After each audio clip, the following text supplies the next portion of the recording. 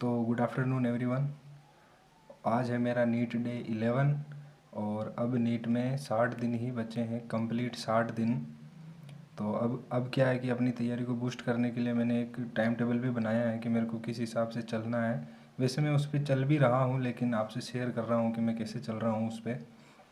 तो सबसे पहले तो ये सीरीज़ जो मैं बना रहा था सभी के शॉर्ट नोट्स वाली, जिसमें एनसीईआरटी की लाइन टू लाइन नोट्स है, उनके किस तरह से क्वेश्चन बन सकते हैं वो है, कहाँ से असरसर रीजन के बन रहे हैं, कहाँ से मैच द कॉलम के बन रहे हैं, वो सभी मैंने बना रखे हैं इनमें, जो कि मैं आपको डेली बताता था कि मैं नोट्स भी बना रहा हूँ और साथ में उनके क्वेश्चन किस तरह से आ रहे हैं वो भी बना रहा हूँ।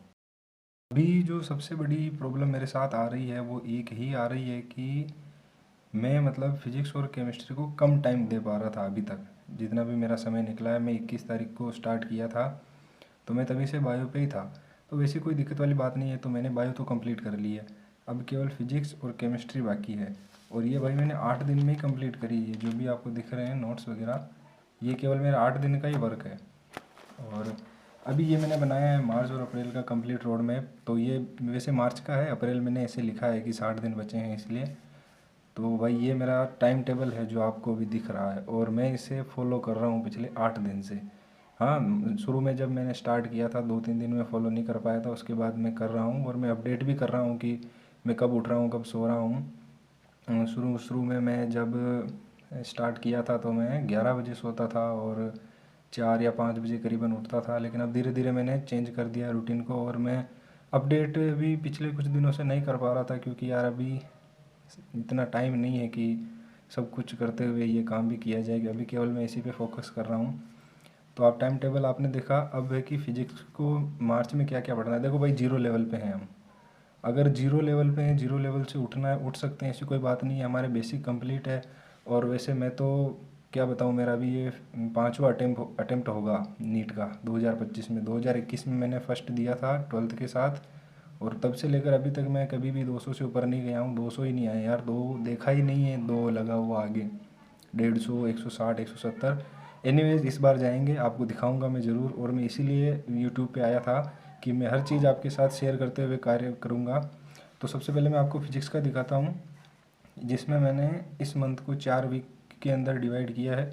ये मेरे को फर्स्ट वीक के अंदर करने हैं और कंप्लीट करने भैया। ऑनलाइन जो पढ़ रहे हैं वो वन शॉट से करो जैसे मैं कर रहा हूँ, उम्मीद है, या क्रैश कोर्स है। मैं बेसिकली यूट्यूब से नहीं कर रहा हूँ, और पीडब्ल्यू का ही ऐप के अंदर क्रैश कोर्स जो है वहाँ से कर रहा हूँ, जिसमें हमें केवल फॉर्मूला बता देंगे और डायरेक्ट क्वेश्चन प्रैक्टिस कराएंगे। थोड़ी बहुत थ्योरी बता देंगे, और क्वेश्चन प्रैक्टिस में ही हमें बताएंगे कि किस तरह आपको अप्लाई करना है फॉर्मूला वगैरह, और क्या कॉन्सेप्ट लगाना है, बस वही।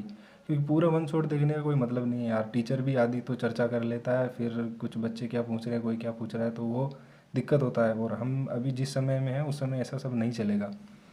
और जो ऑफलाइन में है वो तो भाई क्लास व्लास देखने की ज़रूरत ही नहीं है, डायरेक्ट नोट्स रिवीजन करो बस। जैसे मैं करता था पहले नोट्स रिवीजन, तो मैं क्या है, पहले एलन में पढ़ा था 2 साल, 11th और 12th एलन में पढ़ा था, तो मैं नोट्स से ही कर रहा था अभी तक।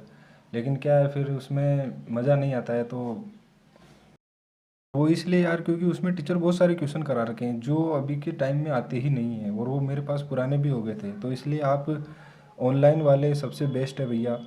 आप पीडब्ल्यू का क्रैश कोर्स देखिए, ज़रूरी नहीं क्रैश कोर्स देखो, आप उम्मीद का देखो। अगर आप यकीन वगैरह किसी भी बैच में हो तो आप उनके नोट्स रिवाइज करो, क्योंकि यहाँ पर लिमिटेड एडिशन है यार, ज़्यादा कुछ इतना पकाते नहीं है यार, कुछ ही नहीं पढ़ाते हैं।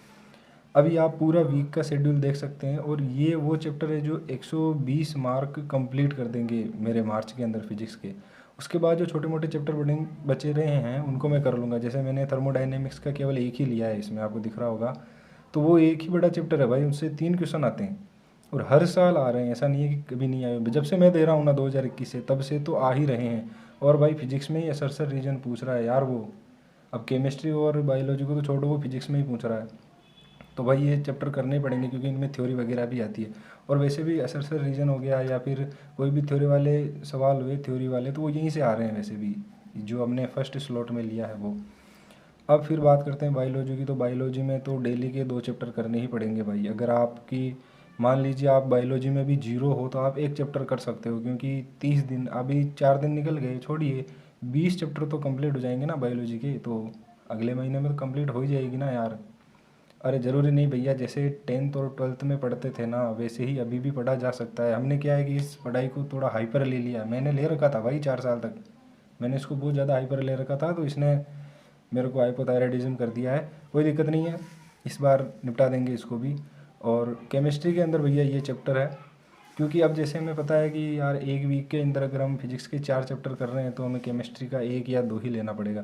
मैंने 2 लिए हैं, क्योंकि आप मेरा टाइम टेबल देख रहे होंगे कि ये थोड़ा स्ट्रिक्ट है और मैं इसे फॉलो कर रहा हूँ, तो ज़्यादा दिक्कत नहीं आएगी। और मैं आपसे गुजारिश करूँगा कि आप भी इसे फॉलो करें, क्योंकि इससे फ़ायदा मिलेगा यार, और टाइम भी मिलेगा। और क्या फ़र्क पड़ता है, 2 महीना कम सो होना यार, बाद में गालियाँ सुनने को नहीं मिलेगी भाई। जो लोन वोन चल रहे हैं घर वालों की वो चुका पाओगे यार, बस बात इतनी सी है। मेरे भी चल रहे हैं, आप लोगों को भी चल ही रहे होंगे, नहीं चल रहे होंगे तो यार इसलिए मज़े कर रहे हो फिर, और क्या। मत करो भाई। केमिस्ट्री में देखो, केमिस्ट्री में ये है, ये 100 नंबर तो कन्फर्म है भाई।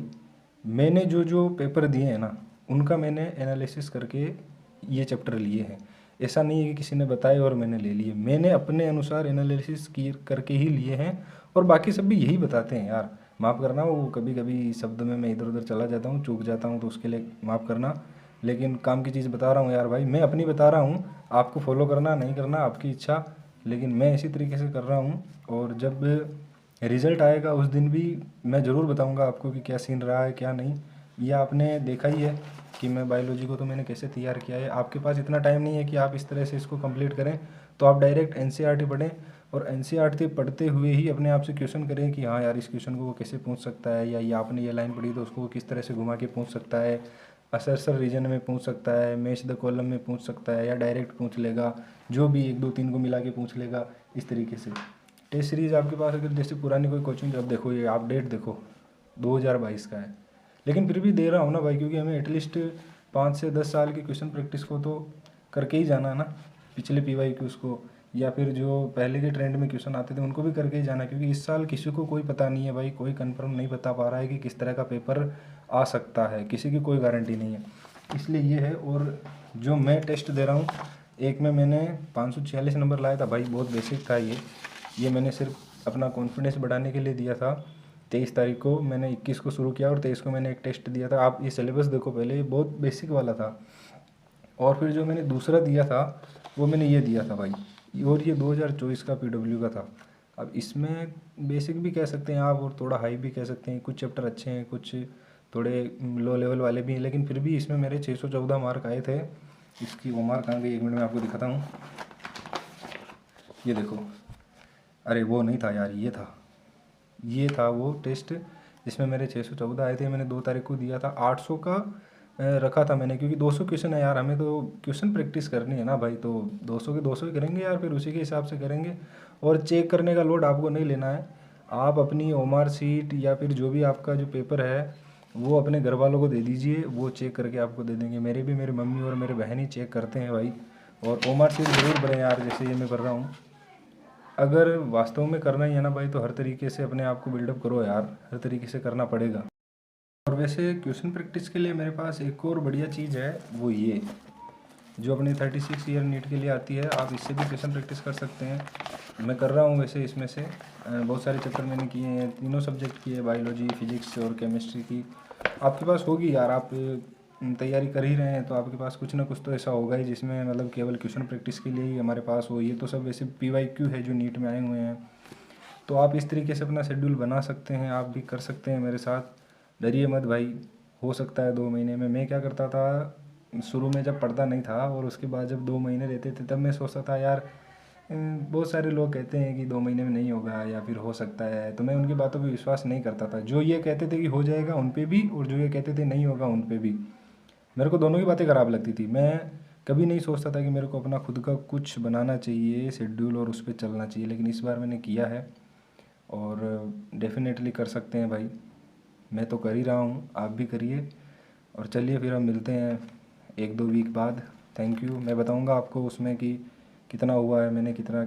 ये 2 वीक के बाद मिलते हैं। चलिए, ये जितना भी है ना 2 वीक का सिलेबस आप देख लीजिए, वो 2 वीक का सिलेबस पूरा करके ही मिलूँगा आपसे मैं, और प्रॉपर नोट्स बना के ही बनाऊँगा मैं। वैसे ही क्वेश्चन प्रैक्टिस वगैरह सब कुछ दिखाऊँगा पेज टू पेज। ओके चलिए, bye, thank you very much. Like कर सकते हैं, कोई दिक्कत नहीं है। Thank you.